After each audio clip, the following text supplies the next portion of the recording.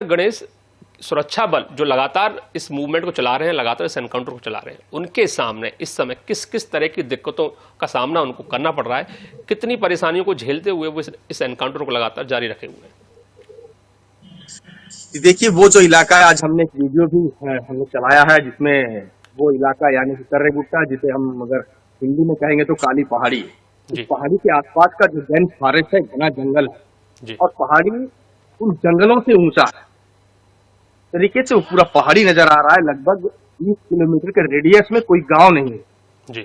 वहाँ गांव नहीं है तो मतलब ये मान लीजिए कि सुविधाएं नहीं है। ऐसे इलाकों में आज जवान पिछले 7 दिनों से यानी कल अगर हो जाता है तो 1 सप्ताह से लगेंगे। चुनौतियां बहुत है और जवान उन चुनौतियों का सामना कई सालों से करते आए हैं, परंतु इस बार जो चुनौती है इसलिए है सबसे ज्यादा और महत्वपूर्ण बात यह है कि इस बार जो चुनौतियां हैं वो लंबे समय तक हुई जी। नहीं है कि रात को ऑपरेशन लॉन्च किए, सुबह आपने हिट किया और शाम तक वापस आए, ये एक अलग बात थी, परंतु लंबे समय तक पिछले 1 सप्ताह से जवान वहां डटे हुए जी। ये एक बड़ी वजह है कि जो जवान शुरुआत में उस ऑपरेशन में शामिल थे उन्हें वापस बुलाया जा रहा है, उनकी जगह दूसरे जवानों को भेजा जा रहा है। तो ये प्रक्रिया इस चीज को इंगित करता है कि ये ऑपरेशन काफी लंबा चलेगा जी। तो दूसरी तरफ उस इलाके में देखिए, वो इलाका पृथ्वी का काफी निचला इलाका है, निचले इलाके में गर्मी और तापमान बहुत अधिक होता है। बिल्कुल। तो वहां पर देखिए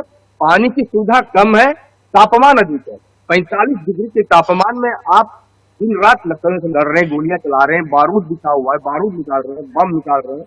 तो सबसे पहले तो जवान अपने आप को सेव करने की कोशिश करेगा, उसके बाद नक्सलियों से लड़ेगा। जब वो जवान सेफ नहीं है तो नक्सलियों से लड़ना कैसे लेगा? ये सारी चीजें हैं, उसको भी बचाना है, वहाँ नक्सलियों से भी लड़ना है और दूसरी बात प्राकृतिक आपदा से भी लड़ना है। अभी का जो मौसम है काफी बदलाव वाला मौसम है, तेज हवा पानी का दौर है। 2 दिन पहले रात में काफी तेज हवा पानी, उस समय किस तरह जवानों ने रात बिताई होगी वो तो सिर्फ जवान जानते हैं। तो ऐसी चुनौतियों का सामना करना पड़ेगा क्योंकि ऑपरेशन बड़ा, सफलताएं भी बड़ी मिलेगी। यही वजह है कि इस इलाके में चुनौतियां ज्यादा जी। गणेश, बीते रोज जिस तरह से सुरक्षा बलों की तरफ से उस पहाड़ी पर मौजूद एक गुफा के बारे में कुछ विजुअल जो है मीडिया में जारी किए गए थे, हमने भी वो विजुअल चलाए और हमने भी वो विजुअल दिखाए थे और बताया था कि ये जो गुफा है, ऐसा अंदेशा था कि नक्सली इसी गुफा में रुके थे। उस गुफा के अंदर कुछ शिवलिंग जैसा भी जो है देखने में मिलने आया कि वहाँ पर कुछ सिंदूर वगैरह भी रखा हुआ था। ऐसा अनुमान जताया गया कि वो लोग पूजा भी करते थे, या ऐसा अनुमान भी था कि वहाँ पर कोई बड़ा मैदान भी था।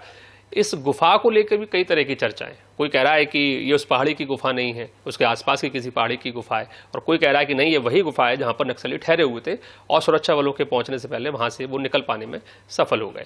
इस गुफा के बारे में और क्या नई जानकारी, जरा उसके बारे में बताइए। जी देखिए, जिस इलाके की ये बात हो रही है उस इलाके में 3 बड़ी पहाड़ी हैं, 3 पर्वत श्रेणियां हैं, जिसमें एक नीलम सराई है, एक नरपल्ली है और दूसरा एक कर्रेगुट्टा की पहाड़ी है जी। नीलम सराई की बात करूं तो उस इलाके में इन पहाड़ियों पर मैंने 3 दिन का रात बिताया है, मैंने कैंपिंग किया है।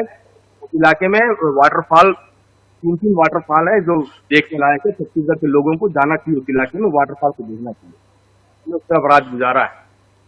वो जो पहाड़ियां हैं उस इलाके के लोगों में उन पहाड़ियों को लेकर काफी मान्यता है जी। ग्रामीणों का ऐसा मानना है कि उन पहाड़ियों में देवी देवताओं का वास है।